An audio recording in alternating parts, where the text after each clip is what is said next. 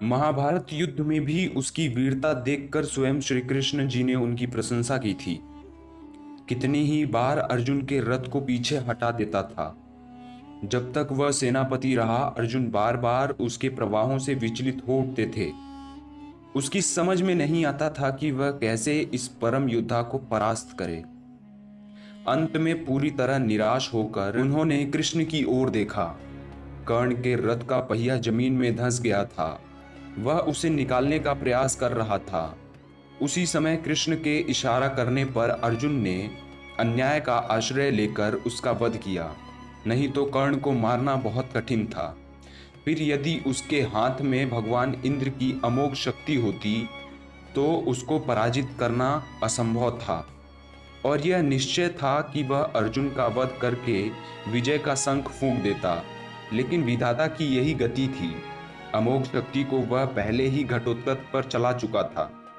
अब उसके पास विशेष अस्त्र कोई भी नहीं रहा।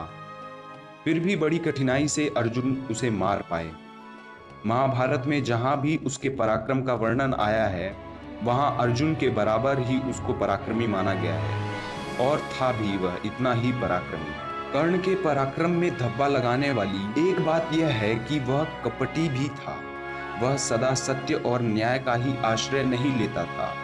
उसने अल्पवयस्क राजकुमार अभिमन्यु का चक्रव्यूह के भीतर औरों के साथ मिलकर वध किया था। उसी ने उसके धनुष को काट गिराया था। और फिर उस निहत्थे बालक पर 6 महारथियों ने मिलकर आक्रमण किया था, जिनमें से एक वो भी था। निहत्थे बालक की हत्या करने का अपराध सदा उसके चरित्र के साथ लगा रहेगा। इसलिए इतना पराक्रमी होने पर भी कर्ण अर्जुन की तरह महापुरुष की कोटि में नहीं आ सकता। उसका हृदय कलुषित था। इस तरह कर्ण के चरित्र पर दृष्टिपात करने से मालूम होता है कि वह किसी दृष्टि से महान था और अपने किन्हीं व्यवहारों के कारण पतित भी था।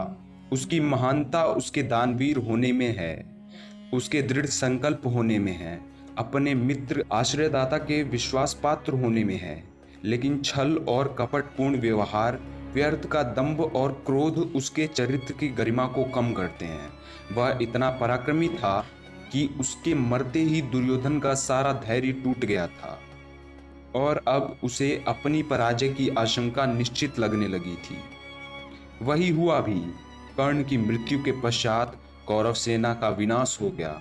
स्वयं दुर्योधन भी भीम के द्वारा मार डाला गया। युद्ध में पांडवों को विजय प्राप्त हुई। दोस्तों, ये था कर्ण का असली जीवन। इससे ऊपर कुछ भी नहीं है, ना ही इससे नीचे है। आपको वीडियो कैसी लगी हमें कमेंट में ज़रूर बताएं।